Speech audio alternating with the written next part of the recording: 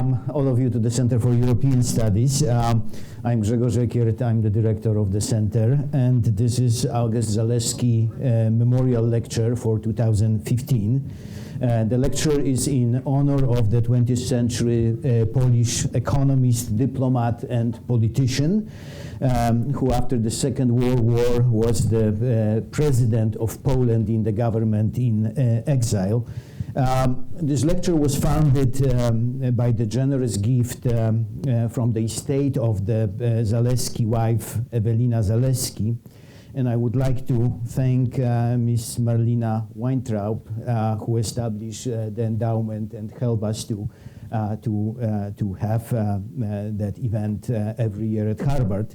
Zaleski Lecture has become the most important forum to discuss Polish history and politics here, and among past lecturers were Norman Davies, Bronisław Geremek, Leszek Balcerowicz, Adam Michnik, Radosław Sikorski. So we are delighted to have equally distinguished speaker today. Before I introduce an Applebaum, let me thank the staff of the Center for European Studies for the dedication and work on organizing this event, and especially to Rumiana Denison and Laura Falun. Now, a couple of housekeeping announcements. This event is being recorded and will be online relatively soon. All of you are warmly invited to reception upstairs after the lecture.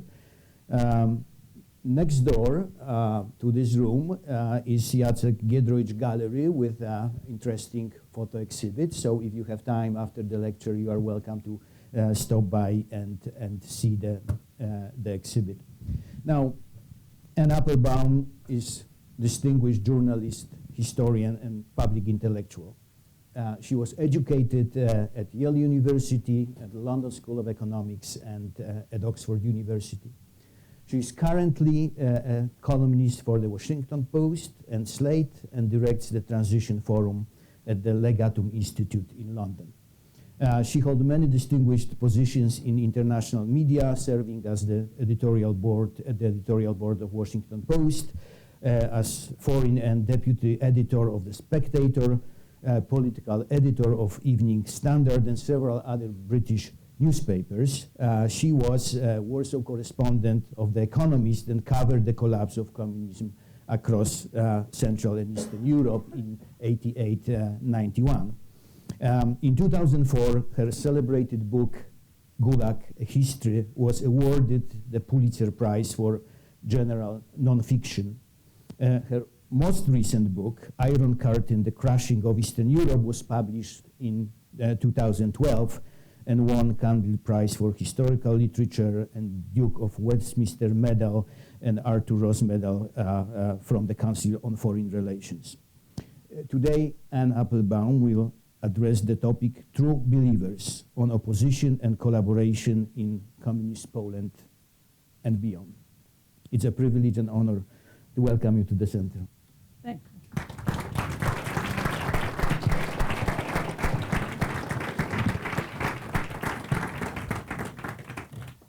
Thank you very much. As a graduate of Yale, I'm so delighted to discover there's a university here in Cambridge that has such distinguished people at it. Thank you very much to the Center for European Studies. This has been a very well organized trip despite many complications, and I thank you all for doing it. And now, as was traditional at public meetings, just like this one, which once took place several hundred miles east of here, several thousand miles east of here, I'd like to begin with a song. Don't worry, I won't actually sing it, but even when read aloud, and even in English, I think the spirit of the song provides a good introduction to the subject of my talk this afternoon, which also was one of the central subjects of my book, Iron Curtain, namely the nature of collaboration in post-war Stalinist Central Europe. The title is The Song of the Party. It was the anthem of the East German Communist Party, and lyrics go like this. She gave us everything, sun and wind, always generous. Wherever she was, there was life. We are what we are because of her. She never abandoned us. Even in a frozen world, we were warmed. And now the refrain. The party, she is always right. And comrades, so it will always remain. Since he who fights for the right is always right, he who defends mankind is always right. As raised to life by Lenin's spirit, as welded by Stalin, the party. And it goes departie. Now, to our modern, or should I say postmodern ears, those words are not exactly emotive. On the contrary, they seem absurd, much the way that old films of Hitler can seem absurd. If you poke around on the internet, you can now find Mickey Mouse singing that song in someone's homemade video, and you spiky-haired teenagers dancing to it.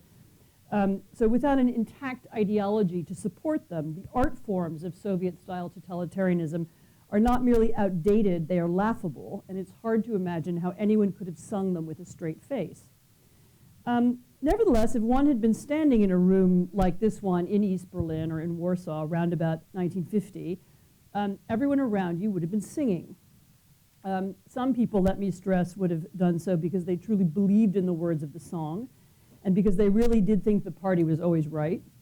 In this period, just after the devastation of World War II, a cataclysmic crisis which caused many in both Eastern and Western Europe to doubt everything they'd been taught and to believe society had to be reorganized from scratch after such an extraordinary tragedy. Communism did seem to many people like the only viable alternative to the democratic capitalism, which had, after all, failed spectacularly in the 1930s. The world had been shattered, and communism offered a way to rebuild it. But many other people would have been singing because they were, for the lack of a better word, reluctant collaborators. So these were people who did not necessarily believe the slogans they read in the newspaper, but neither did they feel compelled to denounce those who were writing them. They did not necessarily believe that Stalin was an infallible leader, but nor did they tear down his portraits. They didn't necessarily believe that the party is always right, but nor did they stop singing the song. And in fact, the horrifying genius of Soviet communism, as conceived in the 1920s, as perfected in the 1930s, as imposed experimentally on the Baltic states and Eastern Poland in 1939, and then as spread by force across Eastern Europe after 1945, the horrifying genius was the system's ability to get so many skeptical people in so many different kinds of countries and so many disparate cultures to play along it for so many years, without, let's face it, very much open protest, with a few exceptions, Poland being one of them, and at least until the very end. Though at least for a few decades, Soviet-style communists ruled rural, primitive Albania and industrial Bohemia. They ran eastern Germany, where the populace had experienced a horrific wave of rape and looting during the Red Army's invasion, not to mention a decade's worth of anti-Soviet propaganda before that. And they even ran Poland, which had fought and won a bloody war with the Soviet Union in 1920, and which fought another civil war, another war against Soviet occupation right after World War II. The question then is, why was this system in this period so successful? In the sense, why did it take hold so quickly? Why, at least briefly, did it even appear to flourish, and how did it spread to so many countries? I won't tell you the whole story, because for that you have to read my book, or else listen to me talk all night long, but I'll give you just a few elements. To begin with, we have to remember where they began and what the landscape of this region looked like after the Red Army first crossed into Central Europe and started marching west. We often speak about 1945 as a year zero, as if everything then had started anew. But of course, people were not starting in a pristine, fresh world. Here's how one person described walking through Warsaw. He said, "It seemed to me that I was walking on corpses, that at any moment I would step into a pool of blood." That's what the city looked like. People were also destroyed physically, but also emotionally. They were disoriented by the collapse of their societies, as I've said. And in the case of Poland, the destruction of their national resistance movement as well. They'd lost hope in their leaders. They were tired of fighting. Having experienced terrible violence, they were wary and afraid. Certainly that was the version, that was the explanation that was given to me by the late Tadeusz Konwicki, a Polish novelist who spent the war as a partisan. Brought up in a patriotic family near Vilnius, in what was then Eastern Poland, Konwicki eagerly joined the armed wing of the Polish resistance, the Home Army, during the war. First he fought the Nazis, and then for a time his unit fought the Red Army. But at some point, their struggle began to deteriorate into armed robberies and gratuitous violence, and he found himself wondering why he was still fighting. Eventually, he left the forest and he moved to Poland, a state whose new borders no longer included his family home. Upon arrival in what was for him a new country and a new place, he realized that he had nothing. So at age 19, he was in possession of a coat, a small backpack, and a handful of fake documents. He had no family and no friends and no education. Konvinsky had also lost his faith in much of what he had believed to be true in the past. During the war, he told me, I saw so much slaughter, I saw a whole world of ideas, humanism, and morality collapse. I was alone in this ruined country. What should I do? Which way should I go?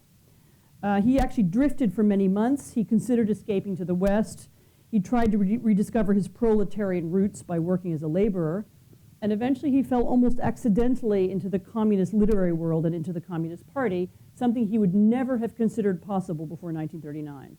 So for a very brief period, he even became a Stalinist writer, adopting the mannerism and aesthetics of social realism before eventually seeing the light. And he wrote a couple of very bad books, which are not readable today. But the Red Army and the Soviet secret police, who unexpectedly found themselves occupying Central Europe in 1945, were, to be blunt, very well prepared to take advantage of precisely this kind of disorientation. Cleaning up after a period of extreme violence was their specialty. They had already practiced the techniques of totalitarian takeover in Ukraine, in Georgia, and in Central Asian republics in the 1920s, and as I said, in Eastern Poland and the Baltic states in 1939. So even before they got to Warsaw and Berlin, they had trained cadres and secret agents scattered across the region, working within and around communist parties. They had already identified potential collaborators, and they had made lists of potential enemies.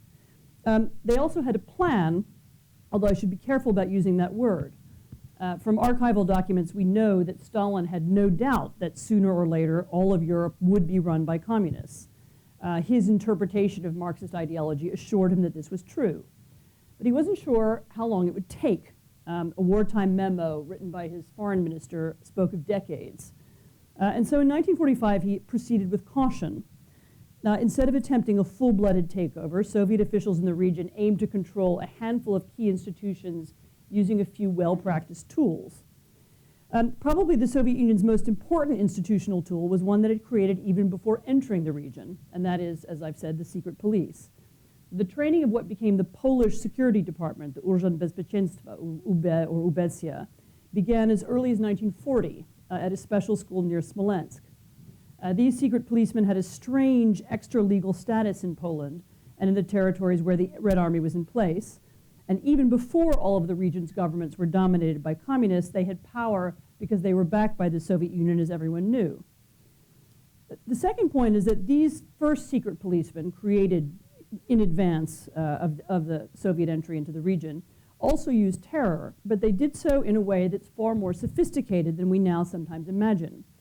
So central to the success of the Soviet Union in spreading its system, and incidentally central to the success of so many of the regimes in the Arab world, Africa, Asia, Latin America, which later imitated it, was the USSR's careful use not of mass violence, which they had used in the 1930s, but which they avoided after 1945, and rather instead using targeted violence pointed at elites, intellectuals, businessmen, priests, ex-politicians, and above all, at anyone capable of leading or organizing any kind of spontaneous organization.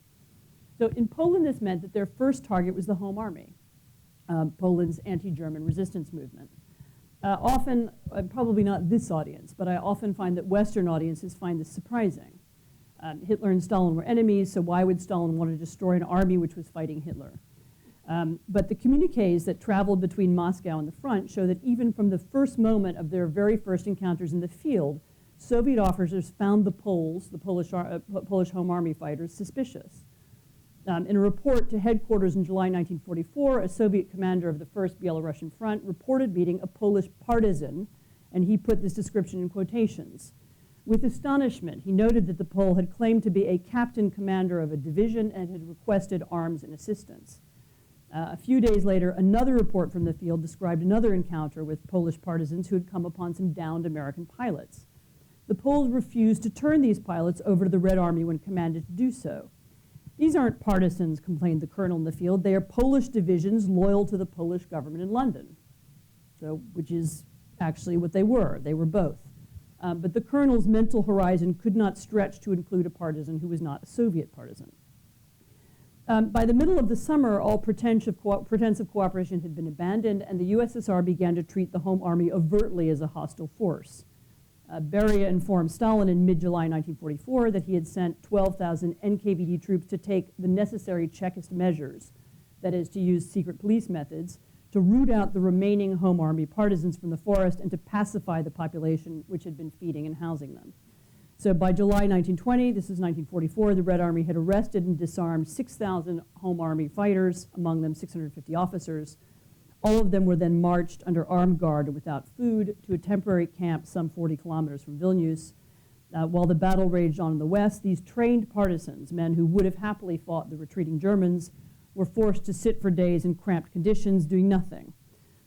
We slept beside one another like canned sardines, one of them remembered, eating nothing but bread and herring. As they moved deeper into Poland, the Russians became crueler, more decisive, and more efficient. And by the time they reached Poznan in western Poland, they needed only a week to arrest dozens of Home Army members, incarcerate them, and subject them to brutal interrogation and torture. Following that, the NKVD conducted group executions of thousands of people in the forests outside the cities. But the Soviet invaders were interested in far more than soldiers. For this initial wave of violence, this was only the beginning of the operation. In the end, their aim was to control not only the future government of Poland, and not only the media and the economy, but also the elements of what we now call civil society. And so to do so, they needed other methods as well. Although it's no longer a popular term, I would still argue that the best word that describes what they were trying to do is the word totalitarian, originally coined for the benefit of Mussolini, who also gave the best definition of it in one of his speeches. Everything within the state, nothing outside the state, nothing against the state. So though they did not always succeed, it was certainly the Soviet and East European communists' intention to create totalitarian regimes which kept everything within the state. And towards the pursuit of that goal, they thus began to direct violence and to begin to try and control, as I said, not only politics, but also sports, leisure time, hospitals, universities, summer camps, children's after-school activities, art, music, and museums. Sometimes, violence was not necessary. The legal systems made all the organizations dependent on the state for money and office space, and the state in turn demanded control. And so from very early on, long before they fully nationalized industry, for example, the Soviet occupiers of Eastern Europe harassed and disbanded youth groups. They forbade the creation of independent sporting organizations, and they treated anyone who worked for a religious or even a secular charity with intense suspicion. In Hungary in 1946, the Interior Minister banned, among other things, the Hungarian Athletic Club, the Count Széchenyi Association of War Veterans, and the Association of Christian Democratic Tobacco Workers. In Poland in 1949, members of the Young Communist movement stormed into the Polish YMCA and smashed all the jazz records. The scouting movement by contrast, was undermined from within by stealth, as independent leaders were replaced with others who were reliably pro-regime. The Polish Women's League, founded after the war to help refugees, was gradually turned into an arm of the Communist Party in the same manner. And those who didn't like the changes left or were fired or stayed put, but were too afraid to protest.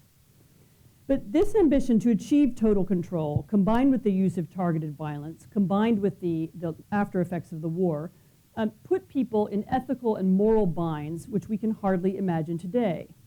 Let me give you an example of how this worked. In 1947, the Soviet military administrators in East Germany passed a regulation governing the activity of publishing houses and printers. Now, this decree did not nationalize the printing presses, it merely decreed that they had to be licensed. It also stated that all licensed printing presses were required to print only books and pamphlets ordered by central planners. Failure to comply with these simple guidelines did not necessarily lead to murder or arrest, but it could cause the printing press to be shut down. So now imagine you are the owner of a printing press in Dresden or in Krakow, and you are presented with such a law. You have a wife who is ill and 2 teenage children. Your cousin was arrested last year and has disappeared.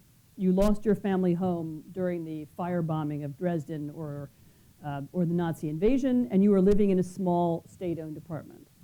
how likely is it that you will defy the law and agree to print pamphlets which have not been officially ordered by the central planners? So you know that you will not be killed for doing so, but you also know that you'll lose your printer's license and therefore your livelihood. Your children might not get into university. Your wife might not get her medicine. Somebody you know, maybe you yourself, might be arrested. It just isn't worth it. And once you've made that one compromise, others follow. Though you dislike communist ideology, when you are presented with the collected works of Stalin, you agree to print them, because why not? If you don't, others will. Though you disagree with the new government policy on land confiscation, it doesn't affect you personally, and you don't object to printing pamphlets about that either. Meanwhile, all across Poland and all across Eastern Germany, other owners of other printing presses are making the same decisions. And after a while, with no one being shot and no one going to prison and no one even suffering any particular pangs of conscience, the only books left to read are the ones of which the communist regime approves. The same applies to your free time. If you were the owner of that printing press, would you risk your job, your children's schooling, and your wife's access to health care simply in order to play chess in an independent chess club? Of course not. On the other hand, would you consider yourself a deeply implicated collaborator just because you play chess at the Young Communist Movement's official chess club? Also not. But the result of that behavior was the total disappearance of all unofficial, non-state-sponsored organizations from Eastern European societies. Who then was singing Die Partei, Die Partei, Die Partei? It was people who wanted to get on with their lives, often. It was people who wanted to rebuild their countries and educate their children, feed their families, and stay far away from those in power. People who were afraid because they knew that violence was possible, even if it didn't affect them directly, but who nevertheless lived in a system which demanded that all those things be done through state institutions. So even those who were in utterly apolitical jobs sometimes found it impossible not to collaborate. Andrzej Panufnik, a Polish composer who had no special love for communism, a system which he wrote later, artistically and morally dishonest, and who after the war wanted nothing except to rebuild his country and compose music, found that in order to be allowed to do so, he had to join the Union of Polish Composers. And when all the union members were ordered to compete to compose a new song of the United Party, this was the Polish version of that German song, he was forced to do that too. If he refused, he was told that not only would he lose his post, the whole union would lose the financial support of the state. And so he wrote a song, which he said described later, and I quote, "Literally in a few minutes, setting the ridiculous text to the first jumble of notes which came to my head. It was rubbish, and I smiled to myself as I sent it off to the adjudicators." You can all guess the punchline. To his eternal embarrassment, he won first prize. So the USSR's intention was clear: eliminate not only opposition, but the potential for opposition, and destroy not only dissent, but the potential for dissent. And let me remind those here too young to remember that round about the year 1950, it looked very much as if the communist parties of Eastern Europe would succeed. Thanks to the violence, thanks to the control of public institutions, the public sphere had been cleansed so thoroughly that a tourist visiting Warsaw or Prague or Sofia or Bucharest in the early 1950s would have observed no political opposition whatsoever. The press contained regime propaganda, holidays were celebrated with regime parades, conversations did not deviate from the official line if an outsider was present. Many analysts at that time believed that this system would last forever. Hannah Arendt, in her famous book, The Origins of Totalitarianism, argued that once the state had imbued its citizens with a totalitarian personality, as she described it, it would be difficult, if impossible, ever to change them. Arendt, the US government, the Soviet government, and many others expected that totalitarianism would succeed, that these various techniques to exert popular control would triumph, that mass propaganda and education would triumph, and that the public would and could be brainwashed in Eastern Europe as they thought it had been in the Soviet Union. You all know the end of the story now, so I won't pretend otherwise. But as it turned out, the experience of living in a society which forced everyone to agree with everything dictated by the central government had profound psychological consequences. So despite all of the state's efforts, despite the education and the propaganda, many people retained an inner sense of disjunction or discomfort. Even the people who were the most active collaborators sometimes felt this. Jacek Czernadel, a writer and a youth activist at the time, remembers it like this. He wrote, "I was shouting from a tribune at some university meeting in Wrocław, and I simultaneously panicked at the thought of myself shouting. I told myself I was trying to convince the crowd by shouting, but in reality I was trying to convince myself." So if the genius of Soviet totalitarianism was its ability to get people to go along without apparent protest, this was its first fatal flaw. The need to conform to a mendacious political reality left many people haunted by the sense that they were leading double lives. A celebrated Hungarian psychoanalyst, Lili Hajdú-Gimes, was perhaps the first to diagnose this problem in patients as well as in herself. "I play the game which is offered by the regime," she told friends, "though as soon as you accept that rule, you are in a trap." At the time of the Arab Spring, Frank Fukuyama wrote a very brilliant short article about the role which dignity and the deprivation of dignity play in convincing people to protest. The communist regimes made a similar mistake. By forcing people to collaborate, they made them feel ashamed and resentful and eventually rebellious. By depriving them of dignity, they made them uncomfortable. The second fatal flaw lay in the totalitarian nature of the communist project itself. So by trying to control every aspect of society, the regimes eventually turned every aspect of society into a potential source of dissent. So the state had dictated high daily quotas for the workers, and so an East German workers' strike against bad working conditions in 1953 mushroomed quickly into a protest against the state. The state had dictated what artists could paint or writers could write, and so an artist or writer who painted or wrote something different immediately became a political dissident. The state had dictated that no one could form independent organizations, and so anybody who founded one, however anodyne, became an opponent of the regime. And when large numbers of people joined an independent organization, as when some 10 million Poles joined the Solidarity Trade Union in 1981, the regime's very existence was suddenly at stake. Communist ideology and Marxist-Leninist economic theory contained the seeds of their own destruction in a different sense, too. Eastern European governments' claims to legitimacy were based on promises of future prosperity and high living standards, which were supposedly guaranteed by scientific Marxism. All the banners and posters and solemn speeches, newspaper editorials, and eventually television programs spoke of ever higher and ever faster growth. But although there was some growth, it was never as high as the propaganda made it out to be. Living standards never rose as quickly and dramatically as they did in Western Europe either, a fact which could not long be hidden. In 1950, Poland and Spain had very similar GDPs. By 1988, Poland's had indeed risen about 2.5 times, but Spain's had risen 13 times. Radio Free Europe and travel and tourism all brought home this disparity, which only grew larger as technological change in Western Europe accelerated. In the end, the gap between reality and ideology meant that the communist parties wound up spouting meaningless slogans, which they themselves knew made no sense. Marxism became so cocooned in what Orwell once called newspeak that it couldn't be refuted. My friend, the philosopher Roger Scruton, put it like this. He said, "Facts no longer made contact with the theory, which had risen above the facts on clouds of nonsense, rather like a theological system. The point was not to believe the theory, but to repeat it ritualistically and in such a way that both belief and doubt became irrelevant. In this way, the concept of truth disappeared from the intellectual landscape and was replaced by that of power." Once people were unable to distinguish truth from ideological fiction, however, then they were unable to solve or even to describe the worsening social and economic problems of their societies. Over time, some political opponents of the communist regimes came to understand these inherent weaknesses of Soviet-style totalitarianism and the weaknesses of the ways in which people were forced or persuaded to collaborate. In his very brilliant 1978 essay, The Power of the Powerless, the Czech dissident Václav Havel called upon his countrymen to take advantage of their rulers' obsession with total control. If the state wants to monopolize every sphere of human activity, he wrote, then every thinking citizen should work to preserve what he called the independent life of society, which he defined as everything from self-education to free creative activity to the most various free civic attitudes and social self-organization. Sorry, Havel was not a great writer, although he had great ideas.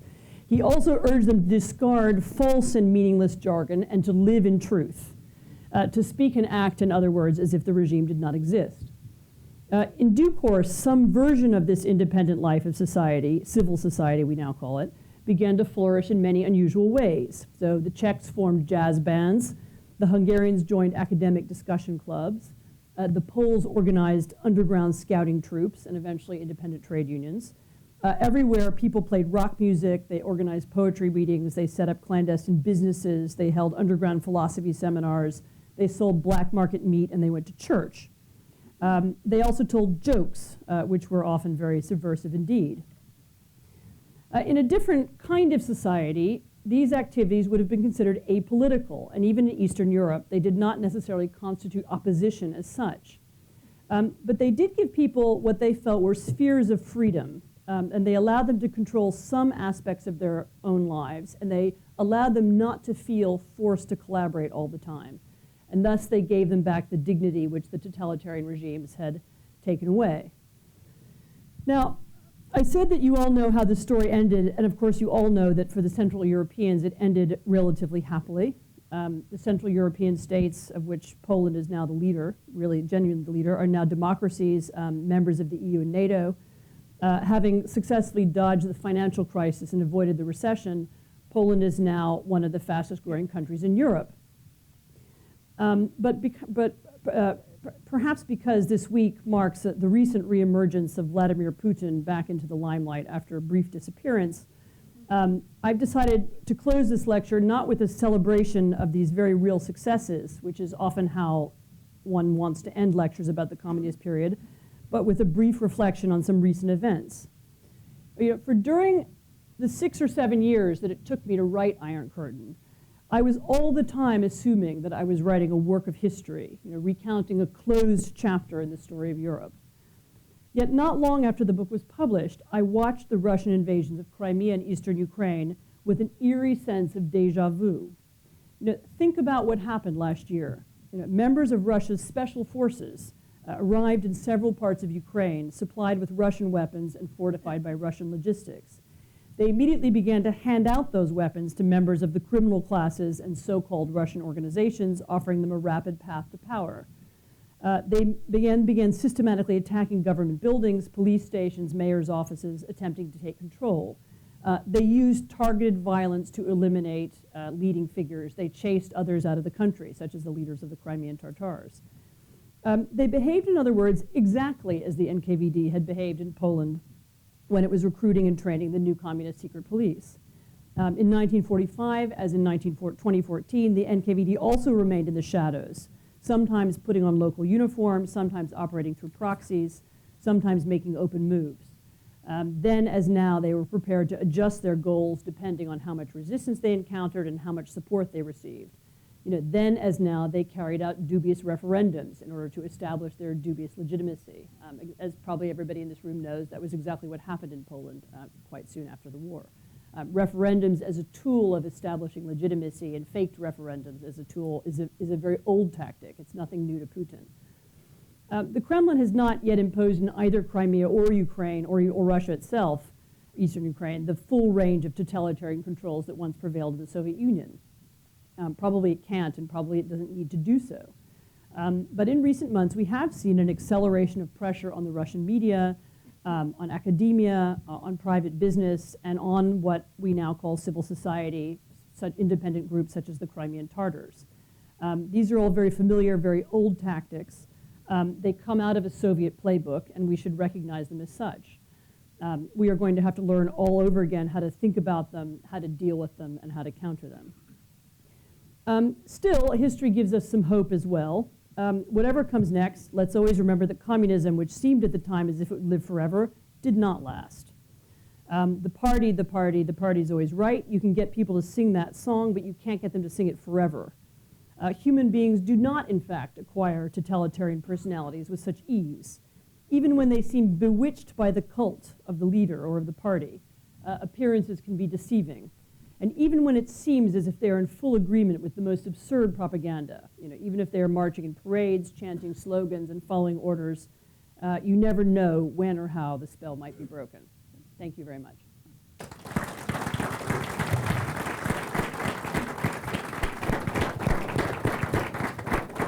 sit. Thanks. Unless you prefer to sit. No, it's fine. Okay, thank you so much for this presentation. We have approximately an hour for the discussion. When you ask the question or make a comment, please say your name. Now, using the opportunity that I sit next to you, I would like to ask the first question. When you, in the end of your talk, mention how relevant suddenly the old historical topic became, I was wondering that when you started, of course, the idea that Russia is going to invade Ukraine was, complete science fiction. Mm-hmm. So there must have been something which prompted you to investigate the establishment of communist regimes, right? It was, at that time, very esoteric historical topic with EU enlargement, those countries becoming democracies and so on. So what prompted you really to think about this? Did you see any connection between that past and present in Central Europe? I genuinely wrote, this book was a book. I was in Poland at the end of the 1980s and the early 1990s, and I watched those regimes collapse. And when they were collapsing, everyone said, of course they have to collapse, they make no sense. This is a ridiculous system, it doesn't bring prosperity, nobody likes it, nobody believes in it, it can't possibly work, of course it's collapsing. And I sort of assumed naturally it would collapse. It was only some years later that I began to think back, okay, if it was so illogical and if it was so irrational, how did it get there in the first place? Who put it there? How did it work? How was it done? And I discovered that although there have been some there's much written about this period. Very often it was written from a kind of bird's eye Cold War perspective, Truman and Stalin and the Cold War and so on. And I started to ask how did people on the ground accept it, and why, and actually in particular Poland, because of Poland's special history with the Soviet Union, because Poland's special history of the war, what happened that made it possible for a communist takeover possible in Poland? And then, then I began to break it down. This targeted violence, secret police, takeover of institutions, this very careful and systematic. But I did genuinely think I was writing. What I thought I was doing was providing something useful to explain how totalitarianism was constructed, so that we would understand better how to take it apart, something along those lines. But no, I did not imagine that a similar. I don't want to overdo the analogy, but it is true that when I watched the troops go into Crimea, and everybody said, who can these people be, these people in green costumes and without unmarked uniforms, I knew immediately who they were, because that is exactly what happened in Poland in 1945, that the NKVD came in dressed in Polish uniforms and began recruiting. Mm-hmm. My original interest was in explaining how it had come to be, but now I see that I was writing I was laying out the KGB playbook, which still exists. But your book is about Eastern Europe in general, more general than only on Poland. And Poland seems to be quite an exception in many different dimensions. Right? You mentioned yourself that there's more protest in Poland over those years. And I think the imposition of the communist regime and the Stalinist period were quite different in Poland. Right? There was no much violence as in other places. There was more opposition than in other places. There was more divisions and so on. Do you think that that Poland was exceptional? And if so, what were the sources of it? How would you think Poland was exceptional in many ways, although I have to say, the more I read about the period and the more I looked at, and by the way, this is true of the Czech Republic and Romania as well, of course each of these countries was special and different. These are countries which historically had nothing to do with one another in many cases. I mean, Albania, Poland, Romania, Bulgaria, they were part of different empires, they had different languages, they spoke, they had different religions. They were not a coherent whole before 1945. And so, of course, each one, the pattern was different, the nature of the regime was different, the types of people who were communists were different. But nevertheless, there were very clear patterns. There were things that that the Red Army and the Soviet administrators did as soon as they arrived. As soon as they arrived, they set up secret police forces if they hadn't done it already. As soon as they arrived, they took over the radio station. As soon as they arrived, they began attacking youth groups, and they began looking at civic organizations and trying to regulate them. And those were things they did before they nationalized industry. I mean, there were certain political moves that they made immediately, and they made them everywhere, including in Poland. And so in that sense, Poland wasn't an exception. You know, the pattern that was applied in between 1945 and 1953 was quite similar. And actually there was a very high level of violence in Poland right at the beginning, right at the moment of the invasion in 1945. Poles didn't have the wave of violence later that the Hungarians had in 1949. There wasn't the same, but they didn't have the same set of purges. But the Polish violence was initial. I think the Polish story begins to be exceptional a little bit after that. It's really from 1956, you know, that you begin to have, you know, you didn't have in Poland this sense that the only way to make a career is within the party. I mean, very quickly, the party was so weak in Poland, kind of intellectually and in other ways, that very quickly it became possible to have a good life outside the party. And in some countries that wasn't true. It was very hard to do anything in East Germany if you weren't a party member. But in Poland, because there was such wide social acceptance for not being in the party, you had, in effect, the beginning of what became a sort of alternative elite. You know, a non-communist elite begins to exist in Poland from the 50s, and that's very unusual. And so by the time you get to the 1980s, people are always talking now about what are the sources of Polish success, why has Poland done so well since 1989? I mean, this is one of the main explanations is that there was an alternate elite already in place. There were already people who thought of themselves as small businessmen. There were already people who had been running independent philosophy seminars for decades. There were already people who were used to organizing outside of state institutions, and they were simply able to take over and bring the underground institutions above ground after 89. In other countries, for example, in Romania, this was not at all the case. There was not an alternative elite. There was not, in a way, Poland's exceptionalism is to do with the fact that communism was so weak in Poland. You know, the communists were so chaotic and disorganized and stupid and badly, inefficient that they made space for some kind of alternative. Whereas in countries where they were crueler and more violent, such as Romania or East Germany, they effectively they shaped and destroyed society much more. Mm-hmm. All right, let me open the floor. As you see, we have the opportunity to discuss not only deep history of those countries, but also the current affairs, and our speakers involved in both. So, Tom Simons, please. Tom Simon. Oh, hi. Another Sidwell friend. Yes. Could you grab the mic, please? Oh, sorry. You were wonderful in describing what the Soviets did and how they did it, and then the parallels to 2014 and now.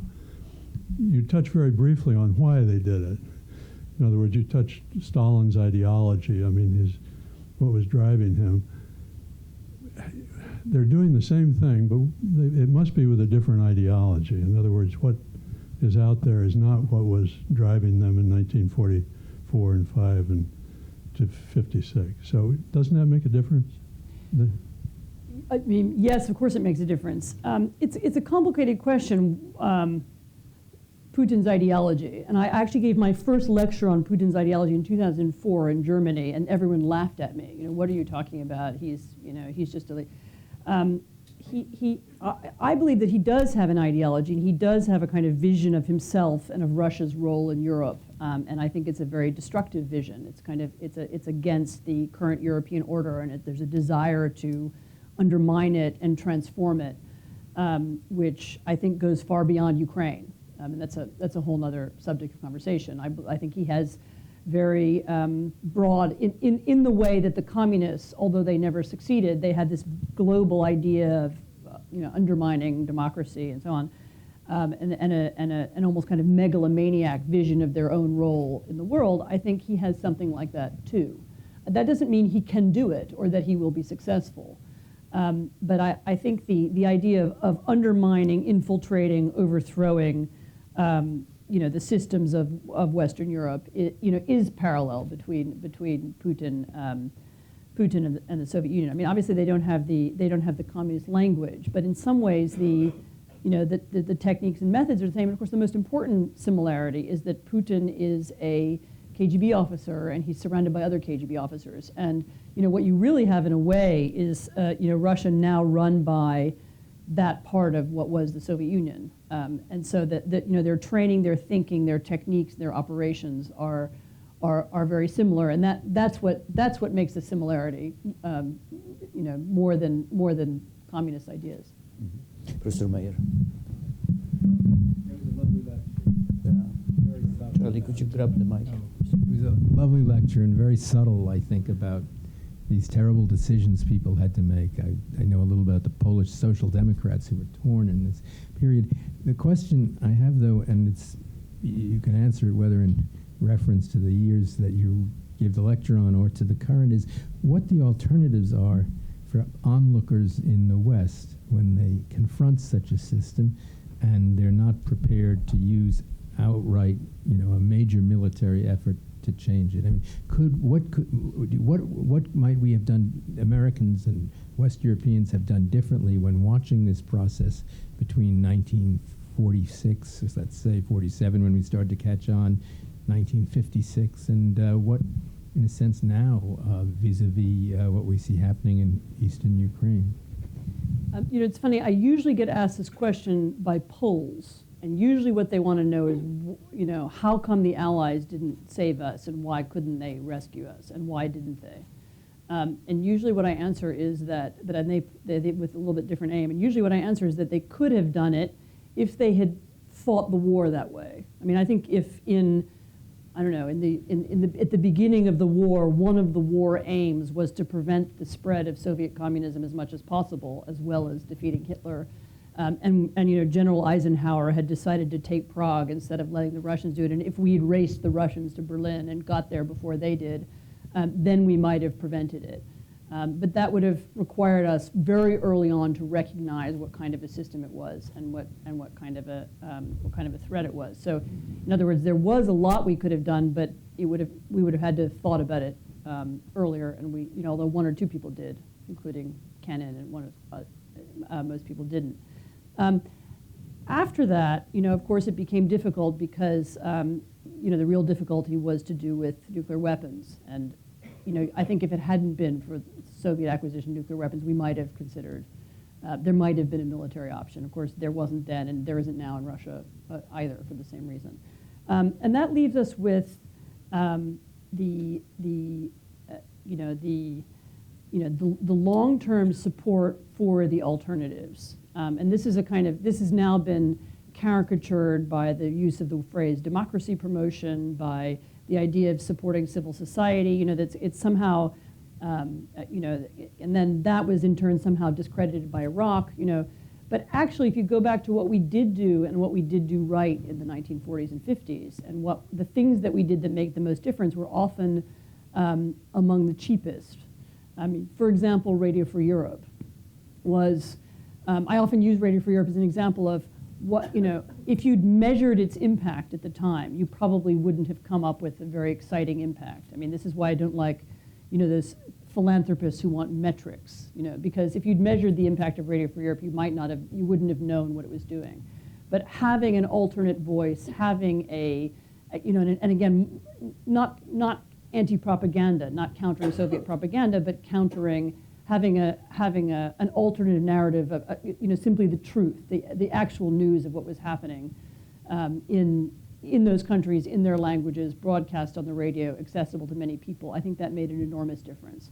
So just the sense that there was another world outside the world of propaganda they were living in, and then in later years when we were able to do it, very small levels of support, education, training for solidarity. I mean, people would tell me in Poland about enormous difference made by Xerox machines that they were smuggled into the country, that they were given, things like that.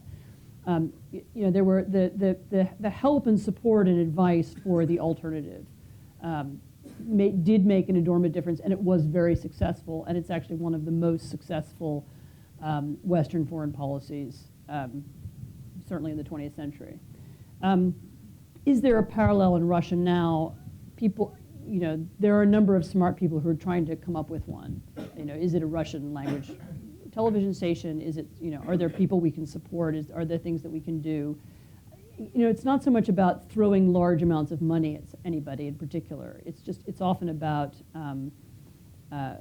helping people do what they're doing already. I mean, we didn't create the solidarity movement in Poland. We didn't create the Maidan in Ukraine. Sometimes I wish we could do things like that, but we can't. But what we can do is facilitate it if it exists. It did exist in Poland. It did exist in Ukraine. It doesn't exist right now in Russia, but it might. And then maybe there are ways in which we can offer training, help, advice, alternate sources of news. That's not a very it's not a kind of very satisfying neocon answer, but it's what I think is the real it's the real answer. Stella. Stella Gervas, Center for European Studies. Thank you very much for this very masterful lecture, and I admire how you're crossing the historical perspective with the current issue. So about the Ukrainian crisis you mentioned in the conclusion of your talk, I was struck by your appreciation of a referendum, and you mentioned that a referendum is a kind of old tool in order to impose a new political regime, for example. And I believe that there are two different levels. The first is, of course, geopolitical, the game between the great powers. But the second is just in the ground with populations, Ukrainian population. And I believe that the only way in order to listen to the population in both sides is to organize a democratic, really democratic, I insist, and transparent referendum. If not, how to listen to the voice of the population in both sides. I don't know in which measure they are representatives of the but really that it's which other democratic tools we have in order to consider the opinion and the wishes of the population. Or well, I'm sorry, I'm not against referendums per se, but there is a long Soviet tradition of fake referendums. Referendums in which they conduct a referendum and they have and they pretend to conduct it, or they do conduct it and then they fake the results. This is what happened in Poland, actually, right after the war. It's what happened in Crimea. In Crimea there was a slightly different dynamic. I mean, there was a referendum that was conducted with people pointing machine guns at the voting booths, and it's not very clear how many people really voted and so on. So I don't have a problem with referendums in general or with democracy. I have a problem with fake referendums, which are a tool of propaganda and control. I mean, your broader question, how do you find out, in either a totalitarian society or one in which information is heavily controlled, how do you find out what people really want? I mean, that's almost unanswerable. I'm often asked, it's not just, and not just me, this question of how many people, for example, really support Putin. We get these polling statistics that say 80%. I don't believe them, and I don't believe them for a number of reasons. But they're not necessarily fake, but I don't believe them because, number one, if you're a taxi driver in Krasnoyarsk and someone calls you up and says, what do you think? This is the Levada Polling Institute from Moscow. What do you think of the president? What are you going to say? He's great. I mean, in a society in which people are once again beginning to be afraid, and in which all of the media is now controlled by the state in a much more clever and subtle way, actually, than it was under the Soviet Union. So there's a variety of media and a variety of newspapers, and they all have but they all operate within one framework. So how would people really say over the phone if they think something or feel something outside of it? Second point is to do with some of the things I was alluding to when I was speaking before. One of the lessons I learned while studying the 30s and 40s and 50s is that the human mind is a complex thing. People were capable of collaborating in the morning and being dissidents in the afternoon. People would march in the May Day parade and then go home and listen to Radio Free Europe. The idea that there are some people who are collaborators and some people who aren't, and the society splits black and white like that, is wrong. And I think the same question applies to the support for Putin. There are probably people who think, yeah, he's doing well. He's showing the West that we're a really important country again. But if you ask those same people, do you like his economic policy and are you happy that the ruble is collapsing? They would say, no, it's a terrible disaster. And and the mood can shift quite quickly. The support for him, I think, could change. I mean, look how fast it's gone up. It can go back down with the same speed. So I think it's very risky to ask about popular opinion in a society like that, where you don't really have a way of measuring it. Please be patient. I see a lot of hands. Sorry, right? also my answers are too long. I will let you ask the question, but Professor Pipes had a comment on the point, right? Yeah. Judging by Russian public opinion polls, roughly 85% of Russians don't give a hoot about politics. Right, and that's the same amount who support Putin. Right. That's the point. They don't care. Right. They are involved in their private lives. They're very private people. They're connected with the localities where they live. Very few of them think of themselves as citizens of Russia. They're of Yaroslav, or Tver, or wherever they happen to be. And this is a tremendous advantage for someone like Putin. And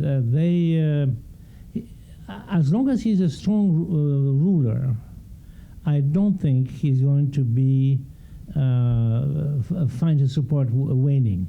The support will only wane if he turns himself to be a poor administrator and forces him to get involved in politics. There's something very peculiar. It took me many years to learn this about the Russians, but I think this is true. I definitely wouldn't disagree. Sir, please. Thank you. My name is Aviz Ataka.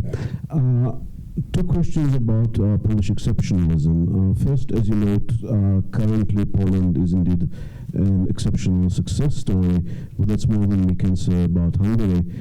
Certainly, I think very few people would have thought that 25 years on, after being a member of the European Union, it would be politically where it is, with such a massive anti-liberal force. The Czech Republic, the most popular party right now, has no ideology, no membership, and is led by the second wealthiest Czech, who's also the owner of the only two quality dailies in the country, and he's putting his executives to run government departments. Second question, Polish exceptionalism. I think already in 1980, when they had to use a military putsch rather than use the secret police or the Communist Party militia, this was already an indication that it was not a totalitarian state anymore, it was authoritarian, just like in Latin America. Yeah, I mean, first of all, totalitarianism was a goal rather than I think people get very hung up on the word because the idea that people say, well, they tried to control everything, but they didn't really control everything. Well, no, they didn't, so they never achieved it. It was a goal rather than a description of what was. The cases of Hungary and the Czech Republic are incredibly interesting, and I think are actually, this was sort of off the topic of my lecture, but I think are examples of another long-term goal of the Russian state, which is to unravel 1989 and to pull apart the new Europe and to pull apart not only Eastern Europe from Western Europe, but Western Europe from within. And it's very interesting that both the governments of both Hungary and the Czech Republic right now, I mean, the president of Czech Republic is openly pro-Russian and openly elected with Russian money. I mean, it's well known that Lukoil paid for his political campaign, and that's kind of known in Czech Republic, and you can talk about it openly. In Hungary, we now have the phenomenon of Viktor Orban signing a very strange nuclear deal with Putin, and also trying to sound more pro-Russian. I mean, some of this is about money. Some of this is to do with the economic failures of Western Europe in the last few years, and this people's sense of not having, not having distrust of Germany, and also at the same time not having, not believing in the European economies, and so looking for an alternative in Russia. And some of it is effective Russian propaganda and effective sort of anti-European, anti-systemic, anti-establishment propaganda, which has been working very hard in both, actually all over Europe, but more successfully in some places than others. So I think it's not a coincidence that right now, as there begins to be this sharpening of conflict, you see somehow that you see that coming out again. Poland is successful so far.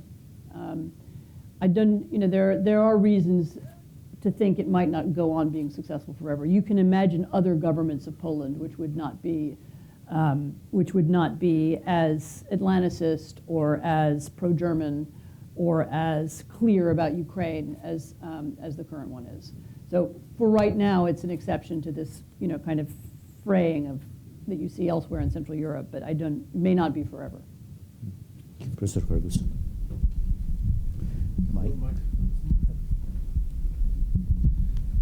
Iron Curtain is a fantastic book. So was Gulag. You're proof that you can write great history without necessarily being a professor. Thank you. The question I have has to do with the content of what was conveyed through channels like Radio Free Europe. I'm really building on Charlie's question. We talk a lot about, and write a lot these days, about the cultural Cold War and the effort that was made, which was in fact tremendously sophisticated, to try to convey to East Europeans in particular, but not only East Europeans, what it was that was good about the Western way and what it was that was bad about Soviet communism. But I'd love you to give us a sense of what elements of that message actually struck the target. In other words, what were people in the countries you studied getting? What were they picking up about from the messages that were being sent through these various different routes, not only via radio, but through various exhibitions, touring jazz bands? I mean, we tried a lot of different things, but I've never really read anywhere what worked and what people in Eastern Europe responded positively to. Radio Free Europe, as opposed to Voice of America, but what Radio Free Europe did that people at the time and later considered to be incredibly important was it seemed to people that it was reporting things that were true. In other words, it wasn't seen as an alternative propaganda. We have our propaganda, they have their propaganda, and that's what we're listening to. It was seen as an account of what really happened yesterday. And so what was popular about Radio Free Europe was the fact that it had news, from Poland in Polish, different from the state news, that people thought was plausible. In other words, it was the news value and the truth value of it that seemed to people to be different from their own news sources. This is one of the hardest things to reproduce now, because now there are so many sources of news from so many different places that in a way, what Russian disinformation now takes advantage of is the fact that nobody really knows what's true. I mean, Facebook says one thing and the fake website says another thing, and Twitter says something else, and the New York Times says a third thing, and it's much harder to establish truth. But the idea that they're telling us something that's true and that our leaders are telling us something that's false or that might not be so true was the biggest and most important source of the difference. The idea was that it was something to do with honesty. I also think during the Cold War, in a way, the grayness and dullness of Soviet life, which is, by the way, no longer the case in Russia. Russia's not at all gray or dull anymore. It also worked to our advantage. But in a way, what was America? America was fun. There was pop music and there was jazz and there were blue jeans, and people seemed to be happier. I mean, there was a kind of message that the West had about freedom and happiness that I think people found very appealing, and that is also something we would now find much harder to transmit, because it's not clear to me that we're all that happy anymore. The economic crisis of 2008, 2009 it was hugely important psychologically for everybody in Europe, but also for the Russians, who looked at Europe and said, you guys were supposed to be the example. We were supposed to be following Western Europe, the Western European road to prosperity. Look, it doesn't work. So what is it? So in a way, some of the things that we were able to sell as our cultural freedom, our economic success, our political freedom, a lot of those things aren't so clear anymore and aren't so easy to sell now. But I think, returning to Radio Free Europe, I think it was this idea that someone is telling us the truth and our government isn't, was the most important thing that it did. Professor Plochy. Well, I want to add to the praise of your book. Excellent book. My question is very much informed by what is happening today, but it is about 50s and 40s in Eastern or Central Europe. You write about that in the book, and you stated again that the Soviets maybe didn't have a plan, fully worked out plan, but they had a template. And they had something they had experienced back in the Soviet Union. My question is, to what degree the way how societies responded to that template really influenced the Soviet position? For example, the fact that there would be a rebellion in Berlin or in Budapest. In the long run, did it help to maybe change the Soviet policy toward those countries? Again, you look at the Czechs, and they really didn't kind of go into history as a very rebellious group in the 40s or 50s. Certainly, the Soviet Union changed its tactics when people responded. The most famous example of this, and this is described a lot in my book, is the use of elections. When the Soviet Union occupied Central Europe, they held a number of genuinely free elections. They didn't happen to have one in Poland, but they had one in Hungary, they had one in Germany.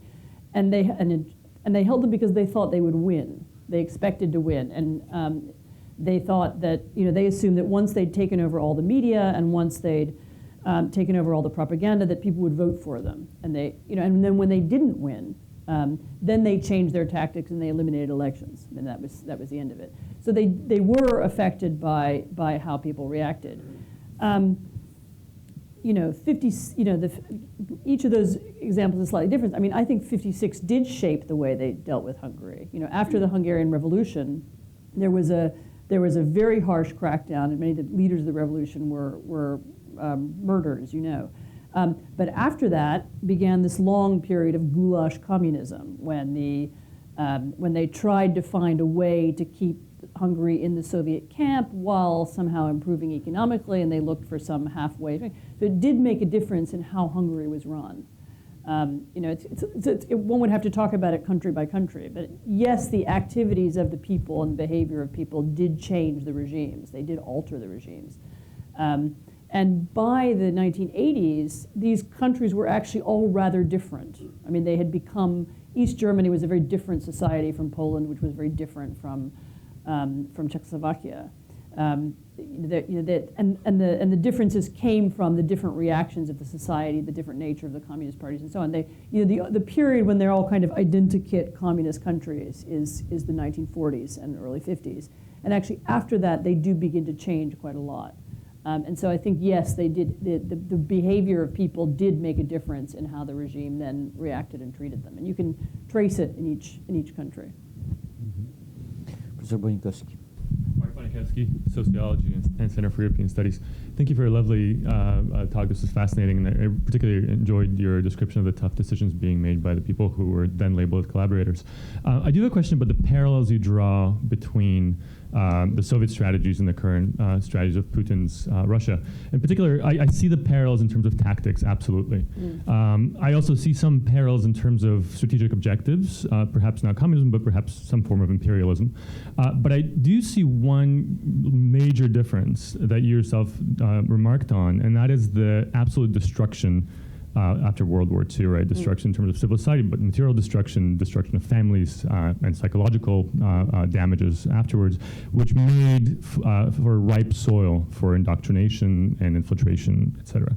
And that seems to me to be largely missing from the current situation in a number of the societies that Putin might ideally like to infiltrate, but probably can't. And I wonder if that doesn't make all the difference, right? And so we've heard a couple of examples, Hungary, Czech Republic, where there is some potential. The actual invasion so far have been of Crimea, and there's obviously eastern Ukraine, but there the difference is that there's a large Russian-speaking population that's more ripe for the taking in some ways. I can't imagine an infiltration of Vilnius to be equally successful. And so I wonder to what extent, to what degree is that parallel helpful, and where does it stop in terms of thinking forward? Yeah, no, it is not an exact parallel, and I didn't mean to suggest that.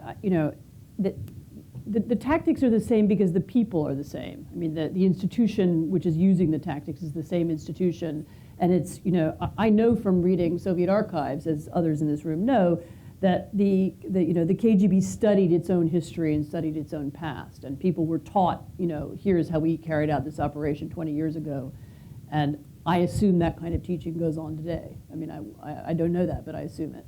And so what we see is a repetition of tactics. But no, it's not.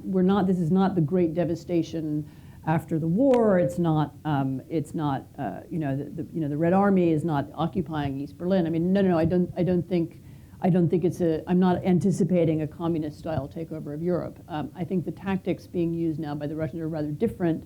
They're to do with political influence. They're to do with money. They're to do with disinformation, very strong disinformation campaigns, which work better. I think, for example, they don't work so well in Poland, but they do work quite well in the Czech Republic. And it's an undermining and a attempt to delegitimize the existing system rather than a full-scale takeover. So, of course, there are many limits to the analogy. You're absolutely right. Mm-hmm. So.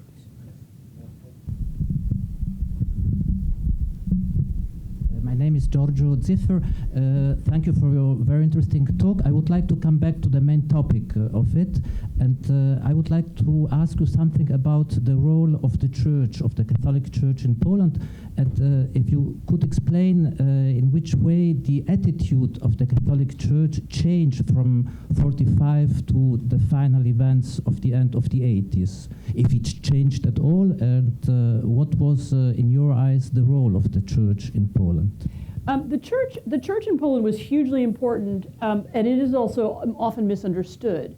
I mean, actually, right after the war and during the initial Stalinist period in Poland, the leaders of the church in Poland made an enormous effort not to come into direct conflict with the communist regime. And this was because the Polish church had suffered so much during the war. Cardinal Wyszynski, who was the primate, was the leader of the church at the time, and I'm not going to remember the exact quote, but he certainly wrote and said in several places, we've suffered so much, so many priests have been killed, we need to preserve whatever it is that we have, we need to somehow survive this period and get to the next one. We need to, we need to do what we can. Again, this, you come to a very complicated question about collaboration and what does it mean and so on. So the Polish church did sign a kind of church-state agreement with the regime, which, for example, the Hungarian church initially refused to sign. Wyszynski did talk to communists, and he did try and find an accommodation with communists in this period, whereas Cardinal Mindszenty in Hungary did not, and sought very much to oppose the regime and so on. And you could argue that this was for the Polish church a successful strategy because they lived through this period. Wyszynski was under house arrest, but he wasn't made to go through a show trial like Mindszenty. And then in the 60s and 70s, the church found, focused on its pastoral role, on working with individual people. It didn't try to play a major political role. And it was only later in the 1980s, 70s and 80s really, when the church began to feel that it was able to function. And even then, it didn't function as a political opposition as such. It was more, I remember Poland from the late 80s. The church was physically the place where people would meet. It was a kind of physical and alternative institution. When I lived in Warsaw in 1988, I would go and pick up my weekly copy of Tygodnik Mazowsze, which was the opposition newspaper, at a church in the old town, because that's where you went to get them, And so it had a role where it was physically the place people could come, and it also was a source of alternative values, much in the way that Radio Free Europe offered an alternative version of the news. This is what really happened yesterday as opposed to what your newspapers tell you. The Polish Catholic Church offered a sort of alternative way of thinking about the world.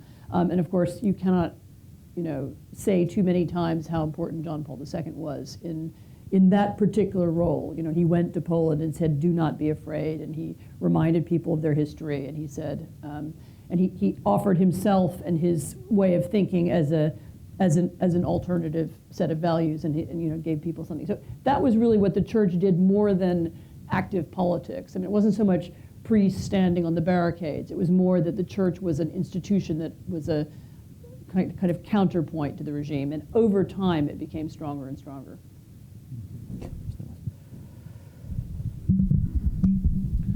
My name is Tom Weber.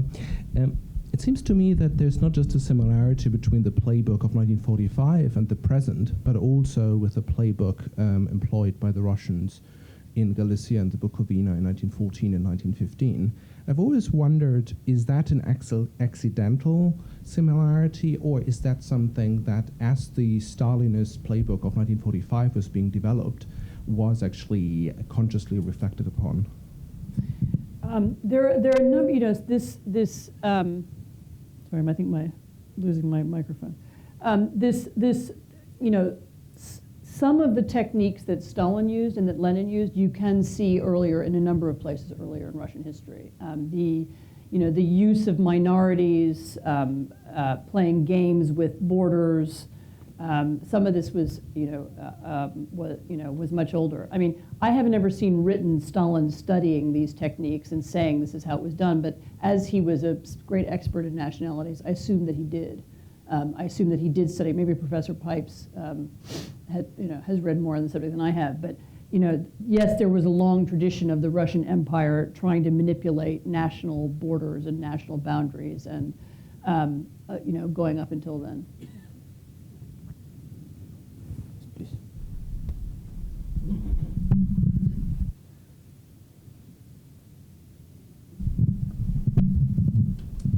Was the Soviet Union complicit in the use of anti-Semitism within Poland and within the rest of Eastern Europe as a tool for the state? Yes. Stalin's use of anti-Semitism both in Russia and in Central Europe is well known. I mean, the trials of the late 1940s in the Czech Republic, I keep calling it the Czech Republic, but it wasn't, of course, then the Czech Republic, Czechoslovakia, and Hungary, very deliberately used manipulated anti-Semitism.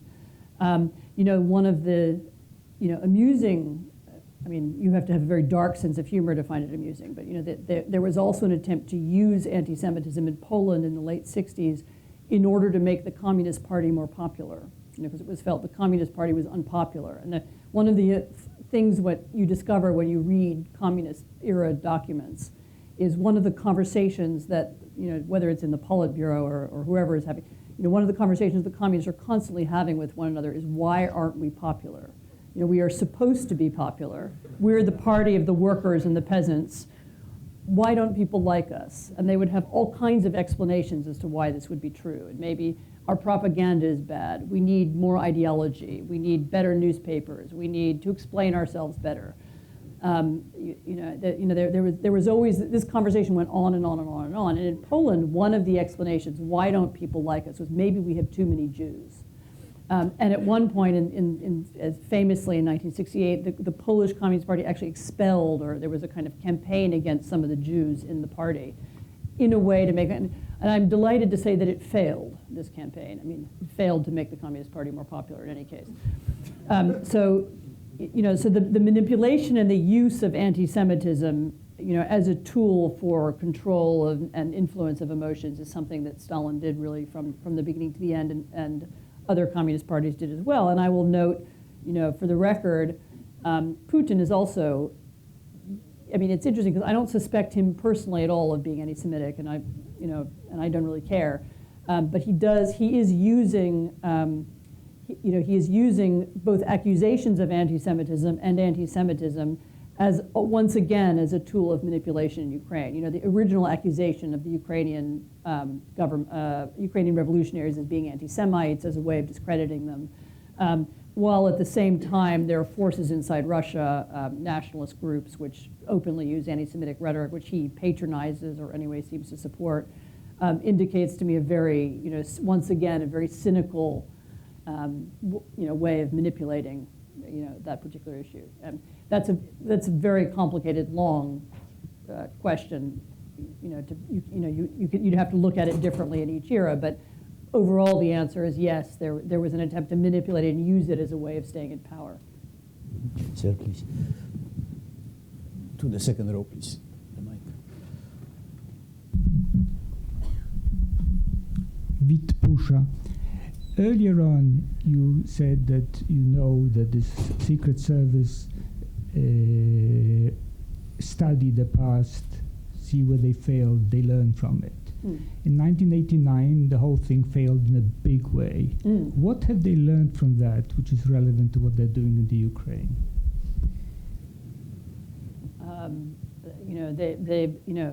It's a very interesting subject. I think what they've learned is these small little democracy groups, which seem so unimportant, and these people who organize, little civil organizations and campaign for independent media, and you think they're not a big deal, they're really a big problem, and you need to crack down on them.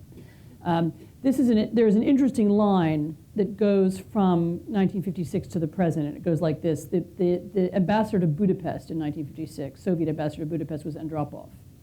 And Andropov watched the 56 rebellion, which, as you may remember, it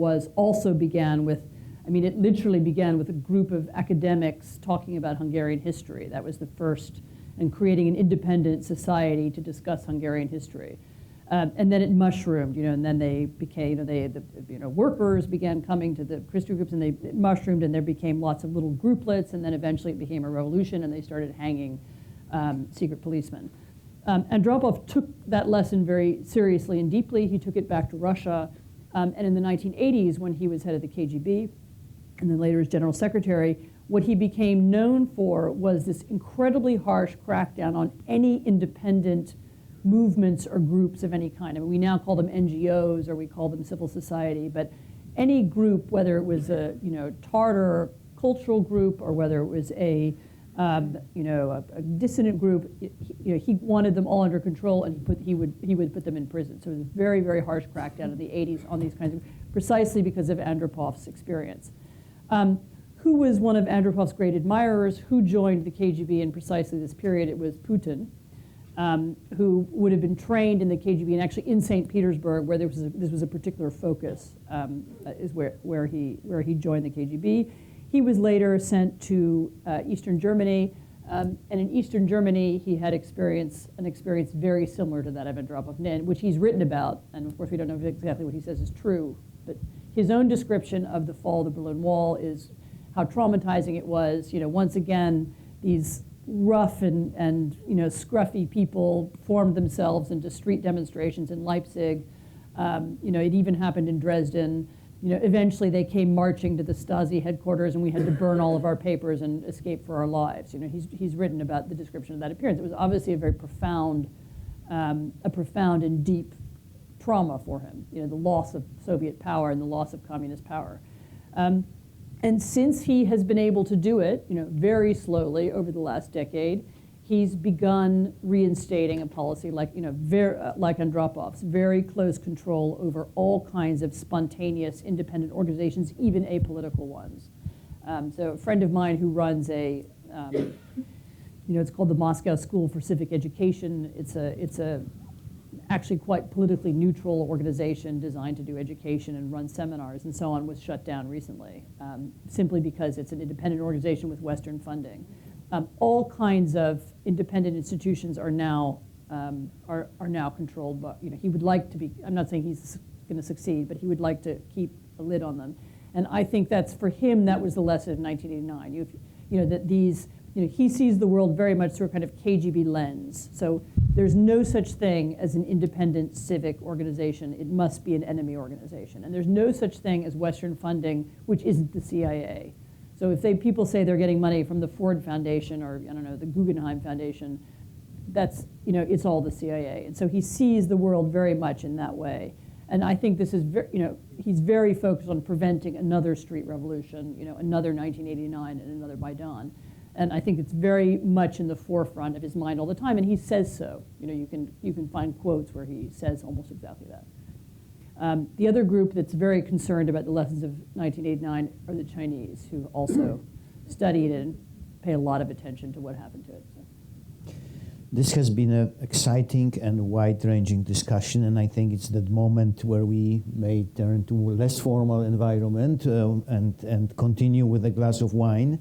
Let me thank you and Applebaum for this exciting opportunity to have that conversation.